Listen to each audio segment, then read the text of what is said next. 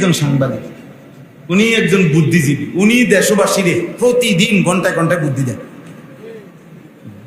এই যে ডক্টর ইউনূস সহ ওনারা বা অমুকে কি করবে তমুকে কি, প্রত্যেকেই বুদ্ধি দিতে আছে, কিন্তু কাজ করার জন্য কেউ রেডি না, কারো হাতে সময় না বুদ্ধি দিতে। আলহামদুলিল্লাহ, পৃথিবীর এত বুদ্ধি, 800 কোটি মানুষের মধ্যে বিশ্বের সবচেয়ে বেশি বুদ্ধিজীবী বাংলাদেশ।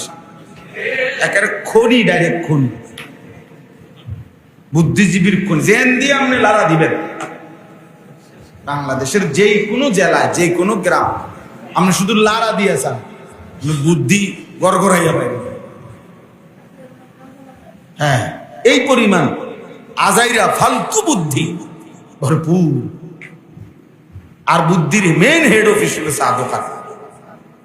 চা দোকানে যাইবেন, আল্লাহ দেখবেন অনবরত বুদ্ধি দিতে আছে। কে কারে বুদ্ধি দেয়, কে হনে কার কথা। আফসুস জাতি, আফসুস ছেলেরা, আফসুস। 1-2 বছর আগে আপনার খুব সম্ভব ওই ফেরি ডুববা গেছে এই আরিচা পাটুরিয়া ঘাটে, তো লরি এগুলো সহই তো ডুববা। এই ট্রাকওয়ালা, ট্রাকের মালিক, ট্রাকের ড্রাইভার, এও আমি সাক্ষাৎকারটা দেখছি পত্রিকায়।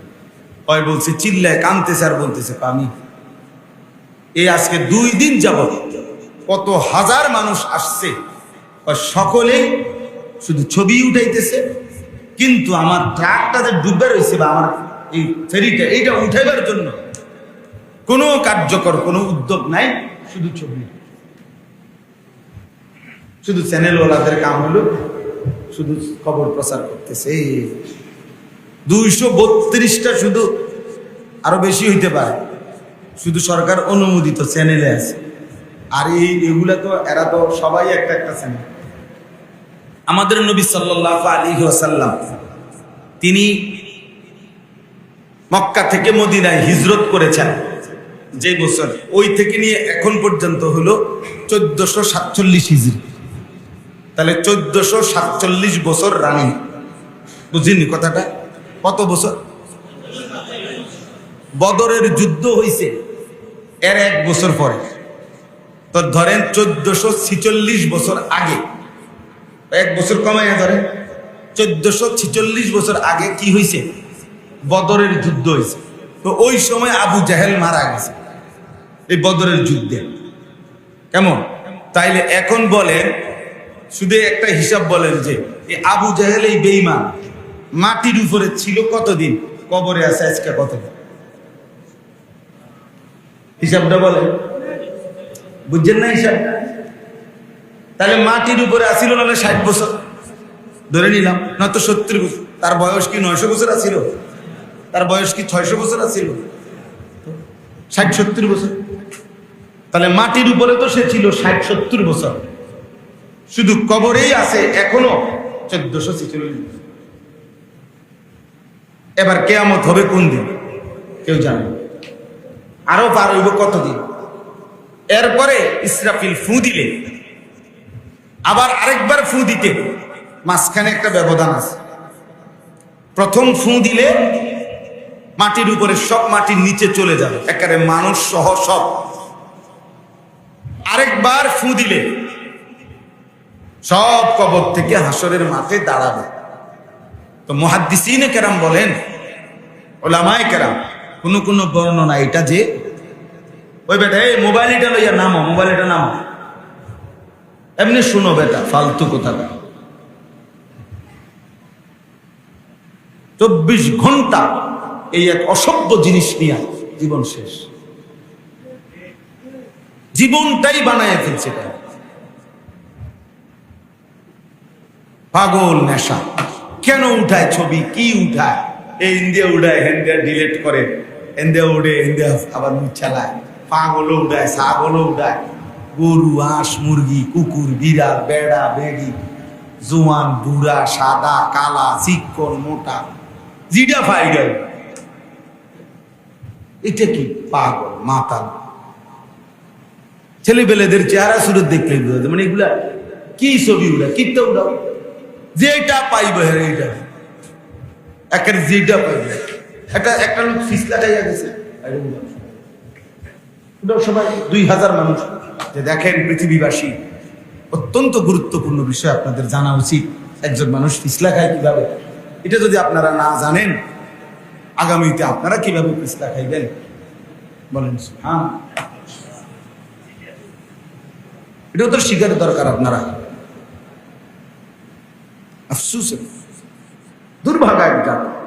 এই সেদিন পত্রিকায় আসছে যে ওই যেই নোয়াখালীতে একজন প্রবাসীর যে পরিবারের 7 জন মানুষ পানিতে ভাইসা গেছে, মাইক্রোটা, আহা কি হৃদয় বিদারক দৃশ্য। ওই লোক একটা কথা বলছে যে আমি কত শত মানুষকে ডাকলাম একটু ধরবার জন্য, সবাই ছবি উঠাইতেছে। এটা বলছে এই লোক যে হাজার হাজার মানুষ সবাই ছবি উঠাইতেছে, সবাই। আহারে মানুষ কেন ছবি উঠাইছে? আচ্ছা, এতগুলো মানুষ ধরলে কিছু তো, একটা মানুষ হয়তো 2টা মানুষ, আরো 2টা মহিলা বাস। আল্লাহরই ফায়সালা, যা তা তো আল্লাহরই ফায়সালা, কিন্তু আমাদের বাহ্যিক কথা। আরো একবার 1-2 বছর আগে আপনার খুব সম্ভব ওই ফেরি ডুববা গেছে, এই আরিচা পাটুরিয়া ঘাটে। তো লরি এগুলো সহই তো ডুববা। এই ট্রাকওয়ালা, ট্রাকের মালিক, ট্রাকের ড্রাইভার, এও আমি সাক্ষাৎকারটা দেখছি পত্রিকায়। হয় বলছে, চিল্লায় কাঁদতেছে আর বলতেছে আমি এই আজকে 2 দিন যাবত কত হাজার মানুষ আসছে, সকলেই শুধু ছবি উঠাইতেছে, কিন্তু আমার ট্রাকটা যে ডুবে রয়েছে বা আমার এই ফেরিটা, এইটা উঠাইবার জন্য কোনো কার্যকর কোনো উদ্যোগ নাই, শুধু ছবি। শুধু চ্যানেলওয়ালাদের কাম হলো শুধু খবর প্রচার করতেছে। 232টা, শুধু আরো বেশি হইতে পারে, শুধু সরকার অনুমোদিত চ্যানেলে আছে। আর এগুলা তো এরা তো সবাই একটা একটা চ্যানেল। এরপরে আবার মোবাইলের ছেলেরা, যার হাতে একটা মোবাইল আছে, উনি একজন সাংবাদিক, উনি একজন বুদ্ধিজীবী, উনি দেশবাসীরে প্রতিদিন ঘন্টায় ঘন্টায় বুদ্ধি দেন। এই যে ডক্টর ইউনূস সহ ওনারা, বা অমুকে কি করবে, তমুকে কি, প্রত্যেকেই বুদ্ধি দিতে আছে, কিন্তু কাজ করার জন্য কেউ রেডি না, কারো হাতে সময় না বুদ্ধি দিতে। আলহামদুলিল্লাহ, পৃথিবীর এত বুদ্ধি, 800 কোটি মানুষের মধ্যে বিশ্বের সবচেয়ে বেশি বুদ্ধিজীবী বাংলাদেশে। একেবারে খনি, ডাইরেক্ট খনি, বুদ্ধিজীবীর খনি। জেন দিয়ে আপনি লাড়া দিবেন, বাংলাদেশের যে কোনো জেলায়, যে কোনো গ্রাম, আপনি শুধু লাড়া দিয়েছেন, বুদ্ধি গড়গড়াইয়া বাইরে। হ্যাঁ, এই পরিমাণ আজাইরা ফালতু বুদ্ধি ভরপুর। আর বুদ্ধির মেন হেড অফিস হলো চা দোকান। চা দোকানে যাইবেন, আল্লাহু আকবার, দেখবেন অনবরত বুদ্ধি দিতে আসে। কে কারে বুদ্ধি দেয়, কে হনে কার কথা। আফসুস জাতি, আফসুস ছেলেরা, আফসুস। ভাবা উচিত চুলের কি দশা, চেহারার কি দশা, জামার কি দশা, কার মতো জামা, কার মতো প্যান্ট, কার মতো চুল, হাসে কার মতো, সাজে কার মতো, রাত কাটে কেমনে, দিন কাটে কেমনে, কে মা কে বাবা, কি ধর্ম, খেপসির খবর, কি পাগল না ছাগল না।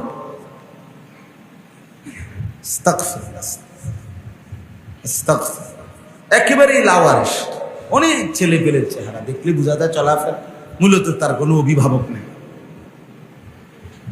বেওয়ারিস আর কি, লাওয়ারিস। তার মূলত কোনো অভিভাবক নেই, কিচ্ছু নাই, নিজে নিজে একা একাই বুদ্ধি, এই নিজের মতোই চলে। যেই মাসে যেমন মন চায় চুল, যখন যেই জামা ভাল লাগে, যখন যেই শাক ভাল লাগে, যখন যেটা ভাল লাগে, যখন যেই চেহারা কাটিং, যখন যেটা ভাল লাগে, তার এবার বাধা দিবে কি? তার তো মায়ে নেই, তার তো বাপে নেই, তার তো কোনো সৃষ্টিকর্তাই নেই, তার তো কোনো নবী নাই, তার তো কোনো দিন নাই, ধর্ম নাই, তার তো কোনো শরীয়ত নেই। তার উপরে কর্তৃত্ব প্রভাব বিস্তার করার মতো তো কারো ক্ষমতাই নেই। সে তো বুঝাইছে আমি আজাদ, আমি মুক্ত, আমি স্বাধীন, আমি জন্তু জানোয়ারের মতো, আমার কোনো নিয়ম কানুন। এটা জীবন হইতে পারে না, কমপক্ষে এটা মানুষের জীবন নয়, ইনসানের জীবন এমন নয়, ইনসানের জীবন। আল্লাহ তাআলা কোরআনুল কারীমের মধ্যে বলছেন আমি মানুষকে সৃষ্টি করেছি। আবার আল্লাহ তাআলা এর পরের আয়াতে বলছেন আমি সৃষ্টি যেমন আমি করেছি, আবার আমি চলার পথ, চলার রাস্তা আমি নিজে বলে দিয়েছি। ইন্না খালাকনাল ইনসানা মিন নুতফাতিন আমশাজ নাবতালিহি ফাজআলনাহু সামিআম বাসীরা। আল্লাহ বলেন আমি বীর্যের ফোঁটা থেকে মানুষকে সৃষ্টি করেছি পরীক্ষা করার জন্য। আমি তাকে চোখওয়ালা বানিয়েছি, আমি তাকে কানওয়ালা বানিয়েছি। চোখ, নাক, কান মানে বুঝ, বুদ্ধি, দেমাগ, আক্কল, ফতাক, বুদ্ধি বিবেচনা আমি দিয়েছি। আবার ইন্না হাদাইনাহুস সাবিলা, চলার রাস্তা আমি বলে দিয়েছি। আল্লাহ যেন বললেন সৃষ্টিও আমি করেছি, হায়াতও আমি দিয়েছি, চোখ, নাক, কান, অঙ্গ প্রত্যঙ্গ আমি দিয়েছি, সময়ও আমার দেওয়া, সুস্থতাও আমার দেওয়া, রাত দিনও আমার দেওয়া, তুমিও আমার, তোমার জিন্দেগিও আমার, তোমার সময়ও আমার, তোমার শরীরও আমার, তোমার সুস্থতাও আমার। তোমার জন্য আমি আল্লাহ গন্তব্য কি, করণীয় কি, বর্জনীয় কি, করবা কি, ছাড়বা কি, উচিত কি, অনুচিত কি, সব আমি বলে দিয়েছি। বলে নাই? কথা বলেন না? ইম্মা শাকিরান ওয়া ইম্মা কাফুরা। রব্বুল আলামিন বলেন সব ব্যবস্থাপনা করে, সব ইন্তজাম করে এবার আমি শুধু দেখছি কে কে আমার কৃতজ্ঞ বান্দা আর কে কে অবাধ্য বান্দা। ঠিক আছে, চলো ইম্মা শাকিরান ওয়া ইম্মা কাফুরা। আমি দেখছি কে শাকির, কে কাফুর। শাকির মানে কৃতজ্ঞ, কাফুর মানে অবাধ্য, অকৃতজ্ঞ। এবার আল্লাহ বলেন ইন্না আতাদনা লিল কাফিরিনা সালাসিলা ওয়া আগলালাম ওয়া সাইরা। শোনো বান্দা, অবাধ্য নাফরমান পাপী বান্দাদের জন্য আমি রেখেছি আগুনের শিকল, আগুনের বেড়ি, জাহান্নামের ধাউ ধাউ আগুন। তিন জিনিস রেডি রাখছি, শেকল রাখছি, শেকল 70 হাত লম্বা, জাহান্নামের শিকলে বেঁধে। আল্লাহ বলেন কোরআনুল কারীমের মধ্যে সুম্মা ফি সিলসিলাতিন যারউহা 70 যিরাআন ফাসলুকু। নাফরমানকে যখন জাহান্নামে ফেলা হবে আল্লাহ বলবে ফেরেশতারা ওরে 70 হাত লম্বা আগুনের শিকল দিয়া তারে বাঁধো। এবার 70 হাত লম্বা শিকল দিয়া বাইদা কুত্তার মতো পুরা জাহান্নামে ঘুরাও। ফাসলুকু অর্থ এটা, পরে জানোয়ারের মতো ঘুরাও, পরে পুরা জাহান্নামীদেরকে দেখাও।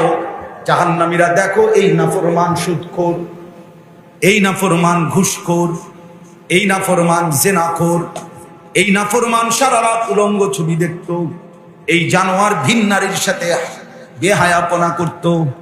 দেখো এ মিথ্যা বলতো, এ চুরি করত, এ ডাকাতি করত। দেখো ফাসলুকু, পরে ঘুরাও।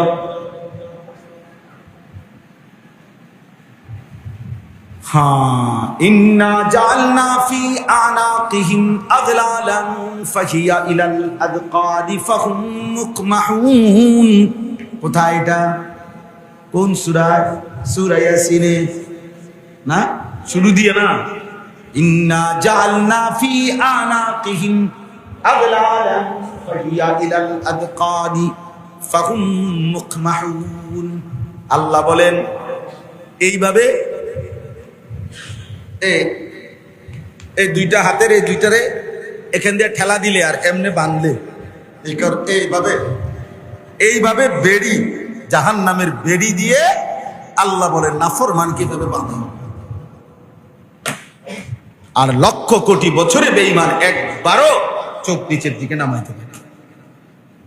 আর এটা নিচের দিকে আনবো কেমনে? বুঝেন না? এটা তো এমনি বাঁধা। ইন্না জাআলনা ফি আনাকিহিম আগলালান, আমি তার কাঁধে বেরি পরিয়ে দেব। ফাহিয়া ইলাল আযকানি ফাহুম মুকমাহুন, ওই বেরিটা থুতনি পর্যন্ত এসে লাগবে। ফাহুম মুকমাহুন, ঊর্ধ্বমুখী হয়ে থাকবে। ওই নাফরমান আর কোনদিন মাথা নোয়াইতে পারবে না। আজ তো দুনিয়ায় বলছিল কুল্লিল মুমিনিনা ইয়াগুদ্দু মিন আবসারিহিম, আজ তো দুনিয়ায় বলছিল মুমিন হারাম থেকে, ভিন্নারী থেকে চোখ নামাও। আজকে তো সম্ভব ছিল, সেদিন আর সুযোগ হবে না। কোরআন শরীফের আয়াত আমি কালকে বলে দেই, সূরা ইয়াসিন আপনারা অনেকে পড়ছেন না? এই সূরা ইয়াসিনের আয়াতটা এটা শুরু দিয়ে আপনি অর্থ দেখেন কি কইছে। ওই অর্থ এটাই, আমি কাঁধে বেরি বাড়া পড়াবো, থুতনি পর্যন্ত ঠেলা দিবে, আর ঊর্ধ্বমুখী হয়ে থাকবে, আর কোনোদিন ধান নামাইতে পারবে না। আল্লাহ আমার হেফাজত করো। ইন্নাল আবরারা ইয়াশরাবুনা মিন কাসিন কানা মিজাজুহা কাফুরা, আল্লাহ বলেন আর অনুগত আমার কৃতজ্ঞ বান্দাকে প্রথমেই জান্নাতে নিয়ে এমন নহর থেকে পানি পান করানো হবে যেখান থেকে কাফুরের সুঘ্রাণ মৌ মৌ করে বের হইতে থাকবে।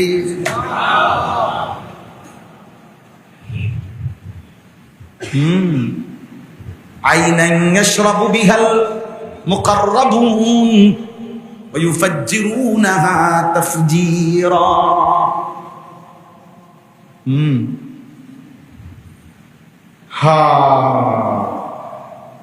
চলেন বেনামাজি তুমিও আগাও, আমরাও আগাই। চলো, ভাত খাইয়েই তো আগাইতে আসো, আমরাও ভাত খাইয়ে আগাই। সিরিয়া খাই বেকুব, তুই কোনো ভাতের লগে খুব বেশি তরকারি খাস না, নাফরমান। এই যে ছেলে